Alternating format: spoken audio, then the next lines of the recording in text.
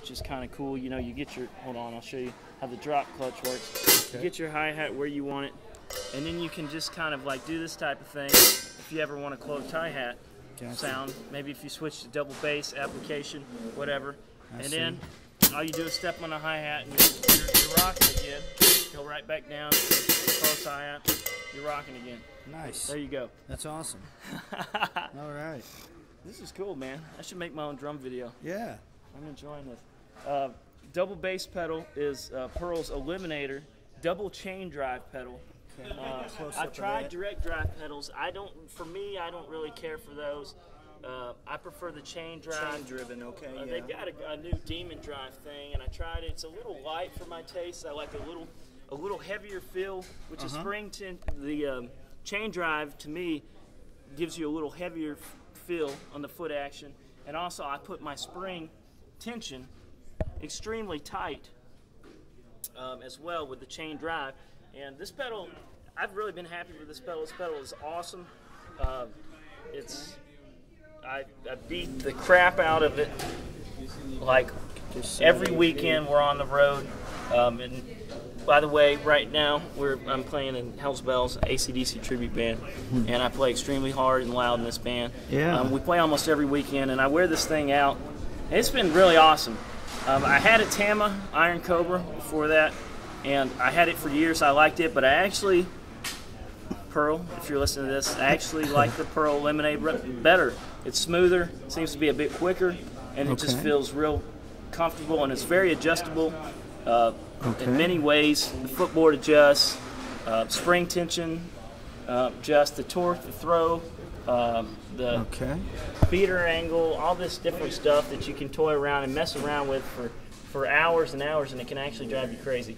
But, yeah.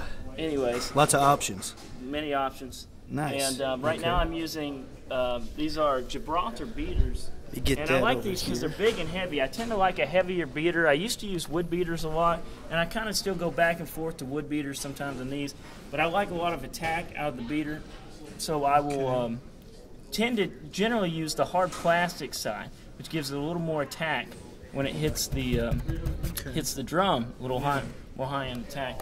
And playing the kick drum for the most part wide open or close to wide open. I do have what they call these old school felts on here, and I've got, as you know, they poke out the side here, so they put a little dampening, just a hair of dampening on it. But other than that, there's nothing actually sitting inside the kick drum. The kick drum's wide open, which gives it a real loud, kind of natural, round type of sound, which I prefer. I don't like things too muffled or deadened. I hate that. I want to hear drums sing and ring. I want them to be loud. I want to have as much power and projection as possible. And for me, that means not muffling. That's just my thing. Whatever. Some people may disagree. But I tend to use a Power Stroke 3 kick drum head. And whatever front head I feel like using. It's a chrome head right now. Remo Starfire, I believe they call it. Yeah.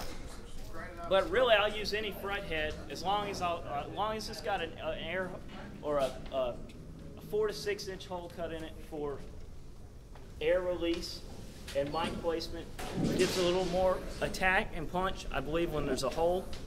A Bonham used to use no hole, which gives a lot of boom. I like that too. But for live application, the hole is good for miking. It gives a little more attack and punch. My personal opinion. Okay.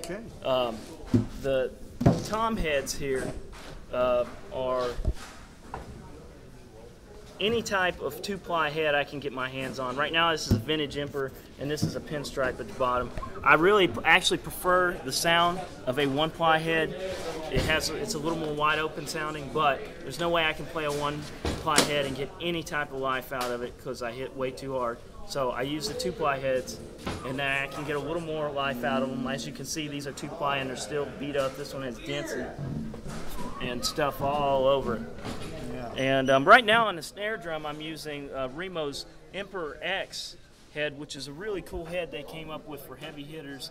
And I've really been happy with these heads. They're 10 milli something, 2-ply thick, 2 layers of 10 milli something. I don't know. Anyways, it's a thick head. I Yeah. have to get